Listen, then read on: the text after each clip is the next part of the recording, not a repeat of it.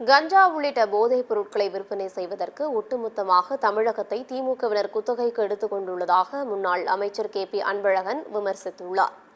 தருமபுரி மாவட்டம் அரூர் ரவுண்டானாவில் பேரறிஞர் அண்ணாவின் 116வது பிறந்தநாள் பொதுக்கூட்டம் நடைபெற்றது. இந்த கூட்டத்தில் முன்னாள் அமைச்சர் KP அன்பழகன், சட்டமன்ற உறுப்பினர்கள் சம்பத்குமார், கோவிந்தசாமி உள்ளிட்ட அதிமுகவினர் கலந்து கொண்டனர். நிகழ்ச்சியில் பேசிய முன்னாள் அமைச்சர் KP அன்பழகன், கல்லூரியில் படிக்கக்கூடிய மாணவ மாணவிகள் கெட்டு நடுத்தருவில் நிற்க காரணம் தமிழக முதலமைச்சர் MK-ஸ்டாலின் தான் என்று குற்றம் சாட்டினார். கஞ்சா உள்ளிட்ட போதைப் பொருட்களை விற்பனை செய்வதற்கு ஒட்டுமொத்தமாக தமிழகத்தை திமுகவினர் குத்தகைக்கு எடுத்துக் கொண்டுள்ளனர் என்றும் காட்டமாக விமர்சித்தார். மாணவர்கள், இளைஞர்கள் கெட்டு போனாலும் திமுகவிற்கு கவலை இல்லை, தன்னுடைய இயக்கத்தில் இருப்பவர்கள் சம்பாதிக்க வேண்டும் என்பதுதான் MK-ஸ்டாலினின் நோக்கம் என்பதால் தான் இந்த நிலைமை என்று அவர் தெரிவித்தார்.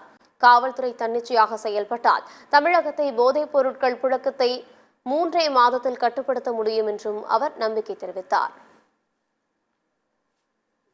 அதே ஒரு அன்றைக்கு அண்ணன் எடப்பாடியார் தலைமையில் இந்த காவல்துறை கட்டுப்படுத்தது. கஞ்சா, கள்ளசாராயம் இது போன்ற நிகழ்வு இருந்ததா? இன்றைக்கு கல்லூரியிலே படிக்கின்ற மாணவர்களும் மாணவிகளும் இன்றைக்கு கெட்டு இன்றைக்கு நடுத்தருவில் நிற்கிறார்கள் என்றால் அதற்கு காரணம் யாரு? இன்றைக்கு முதலமைச்சராக கூடிய MK-ஸ்டாலின் தான் என்று நான் இந்த நேரத்தில் கோடிட்டு காட்ட விரும்புகிறேன். காவல்துறையை வைத்து நினைத்திருந்தார்கள் என்றால் இந்த கஞ்சாவுக்கெல்லாம் இல்லாமல் பண்ணியிருக்கலாம். ஆனா நிலைமை என்ன?